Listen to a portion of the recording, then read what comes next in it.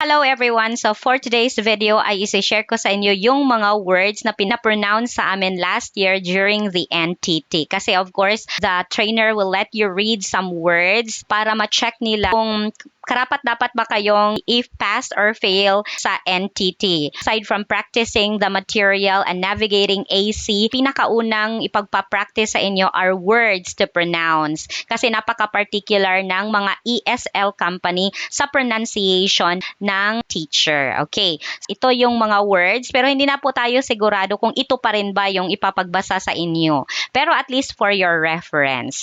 Simulan natin sa word na chat box. Chat box. Three. Okay, you have to pronounce the TH sound, the th sound. Three. And gauge. Mango. Open. Candy. Yeah, you have to lower your jaw. That is the A sound. Candy. Breakfast. Comfortable. Computer. Feedback.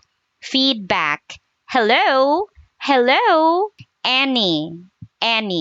Carrots. A sound. Carrots. Notice. Two. Ready. Category. Color. Picture. Gestures. That. Good. Hobbies.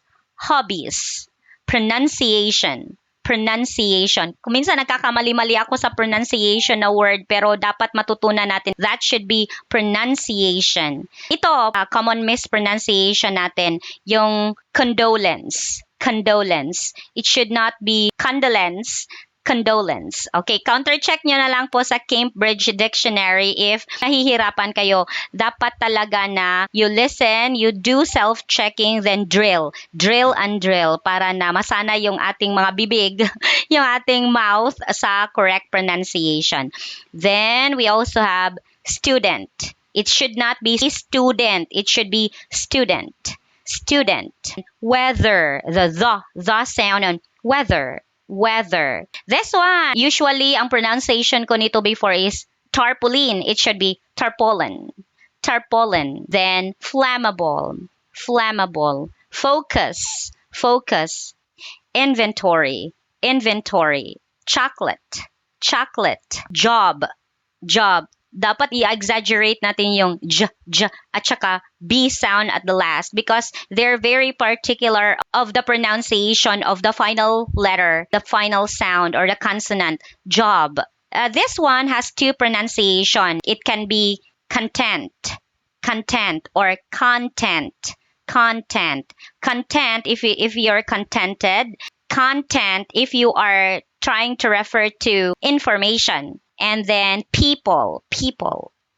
You have to pop up the P. People. And letter Z. Okay, that's all for today. I hope may natutunan kayo sa video na ito. At saka, keep on checking Cambridge Dictionary kasi yun ang most suggested na dictionary na ginagamit ni 51 Talk. Thank you so much and God bless everyone. Bye-bye!